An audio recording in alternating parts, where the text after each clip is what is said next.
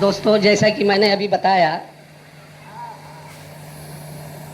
منور پیر بھائی،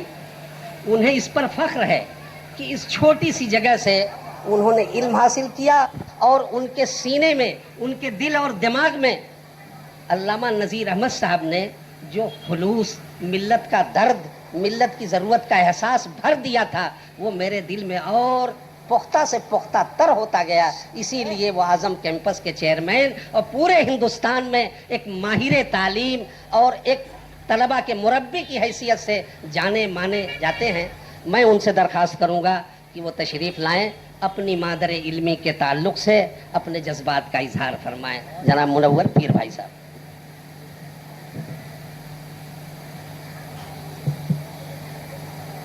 معزز مہمانان و حاضرین، یہ علمی محفل ہے اور علم کو ہم نے بانٹا ہے دینی علم میں اور عصری علم میں، اور میں سمجھتا ہوں کہ یہ صحیح نہیں ہے۔ علم کی صرف دو قسمیں ہوتی ہیں، ایک علم نافع اور علم غیر نافع، یعنی جو علم انسانیت کے لیے نفع بخش ہے وہ پسندیدہ ہے، اور وہ علم جو نفع بخش نہیں ہے وہ ناپسندیدہ ہے۔ اور قومی ہمدردی کا جو سب سے افضل کام ہے اور جس سے ہمیں دوسرے کاموں سے امتیاز کرنا چاہیے، وہ علم کو پھیلانے کا کام ہے، اور یہ علم کے پھیلانے کا کام دارالعلوم نظریہ، مختلف مدارس جو پورے پونا میں پھیلے ہوئے ہیں، اور جیسے پہلے مقرر نے کہا کہ یہ سب سے پہلا مدرسہ جو ہے، مدرسہ نظریہ جو ہے 1950 میں قائم ہوا، اور یہاں سے فارغ شدہ طالب علم نے جا کر پورے مہاراشٹر اور بیرون مہاراشٹر میں مدارس قائم کیے، اور وہ مدارس آج بھی چل رہے ہیں۔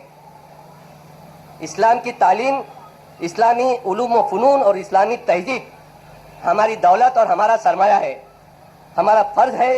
کہ اس علم کی حفاظت کریں، اور یہ علم کی حفاظت کرنے کا کام دارالعلوم نظریہ پچھلے 60 سال سے کر رہا ہے۔ اس کا جو سفر ہے وہ شاہ ولی اللہ رحمۃ اللہ علیہ سے لے کر قاسم نانوتوی اور حافظ کفایہ اللہ حسین مدنی، مولانا شبلی اور تمام مولانا ابوالکلام آزاد اور ایسے تمام علماء دین جو ہے جنہوں نے ہماری تہذیب کا تشخص اور تحفظ کیا ہے، اور یہ کام جو ہے یہ جاری ہے۔ اور یہ جیسا کہ کہا گیا ہے کہ اس کام کو جاری رکھنے کے لیے ہمیں دامے درمے سکھنے ہم نے اس مدرسے کی مدد کرنا چاہیے۔ جہاں تک پونا کا تعلق ہے، آج اس کی آبادی 25 سے 30 لاکھ ہو چکی ہے۔ اس کو آکسفورڈ آف دا ایسٹ کہا جاتا ہے۔ یہاں ایک بڑی تعداد میں تعلیمی ادارے ہیں، جس میں اعظم کیمپس کے بھی جو 18 تعلیمی ادارے شامل ہیں، جو کہ پرائمری اسکول سے ڈینٹل کالج اور یونانی میڈیکل کالج اور مختلف قسم کے جو ہے پروفیشنل کالجز کی تعلیمات ہم دے رہے ہیں۔ اور یہ تمام مدارس سے پونا اور یہ تمام جو عصری اسکولیں اور کالجز ہیں، یہ تعلیم کی روشنی پونا میں پھیلا رہی ہے۔ اور جیسے کہ ہر شہر کا حال ہے، اور جس طرح سے ہر قوم، مسلم قوم کی حالت ہے، ہم آپس میں تو بھائی ہیں، مگر مسئلے برادر یوسف علیہ السلام کے ہیں۔ آپس میں دوستی و محبت، یک دلی و یک جاتی تو بہت کم ہے۔ حسد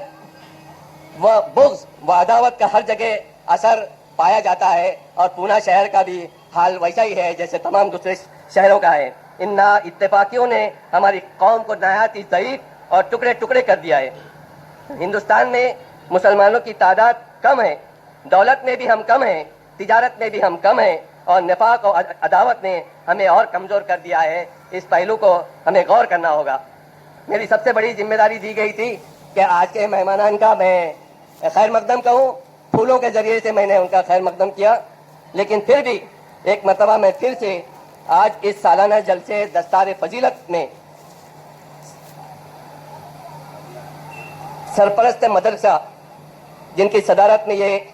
جلسہ ہو رہا ہے، جو کہ نائب امیر شریعت مہاراشٹر مولانا ذل الرحمان صدیقی، ملک کے نامور مفسر قرآن اور خطیب بے مثال، اور جلسے کے مقرر خصوصی حضرت مولانا علامہ اخلاق حسین صاحب قاسمی، مولانا حضرت مستقیم احسن اعظمی، جناب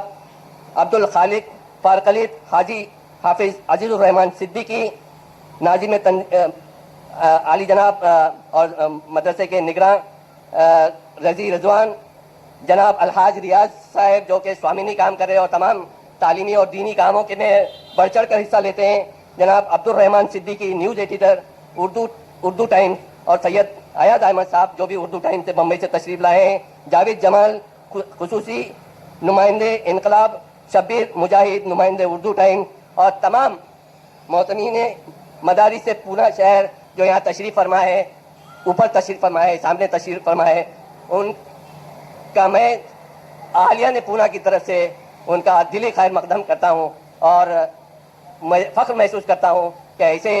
جید عالم حضرات آج ہمارے جلسے میں تشریف لائے، جس سے پونا کو سچ مچ فخر ہو سکتا ہے. شکریہ.